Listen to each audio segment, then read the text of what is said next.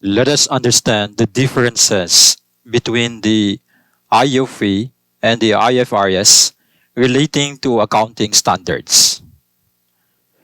IOFI accounting standards are specific for Islamic finance industry, and they are based on requirements of Islamic finance practices. Whereas the accounting standards under IFRS are intended for entire economic and social activities. They are generic and mostly not industry specific. Moreover, in order to highlight the coexistence of IOFI accounting standards and IFRS standards, the standards can be segregated into three categories. Number one, IOFI standards are issued because IFRS standards cannot be adopted in whole by Islamic financial institutions. In some cases, application of IFRS standards leads to Sharia compliance issues, and therefore Islamic financial institutions are faced by Sharia non-compliance risk. While in some other cases, IFRS standards do not fully cover characteristics of Islamic banking and finance. In all these cases, IOFI standards are issued to apply to topics covered by IFRS standards.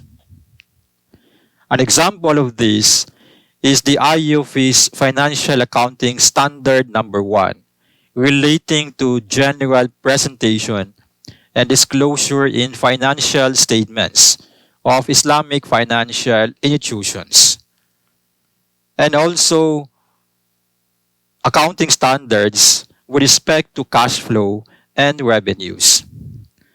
The differences of IFRS and IOFI relating to this will be further understood when we discuss in detail the different accounting standards relating to different Islamic financing products like murabaha, musharaka, istisna, and others.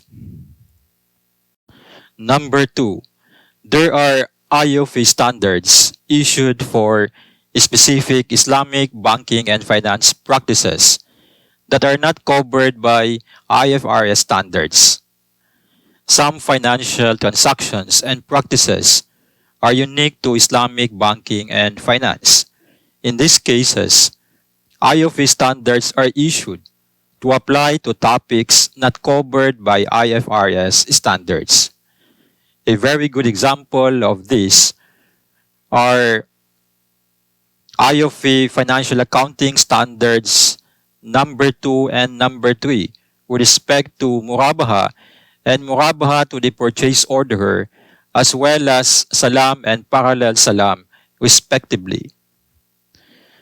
Number 3, however, there are IFRS standards that can be adopted by Islamic financial institutions, where the application of some IFRS standards do not give rise to Sharia compliance issues and can adequately cover practices of Islamic financial institutions.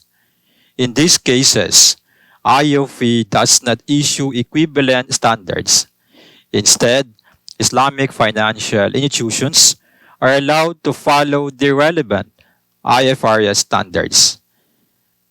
An example of this is relating to IFRS standard with respect to events after balance sheet dates, as well as IFRS standards relating to related party disclosures. Let us take an example of a balance sheet item of a Islamic financial institution, the investment account funds, which is unrestricted. An Islamic financial institution's major source of funds is unrestricted investment account funds from its customers. These funds are generally managed by Islamic financial institution based on Mudaraba Investment Management Profit Sharing Agreement. Under Mudaraba Investment Management, Islamic financial institution is not liable for loss arising from investments, except due to Islamic financial institutions' misconduct, negligence, etc., based on IFRS Sharia standard. IFRS accounting standards require unrestricted investment account funds to be presented in statement of financial position as a separate item between liabilities and owner's equity, in which this presentation is different from the IFRS. In contrast, based on IFRS, this would be presented as liabilities along with other deposits.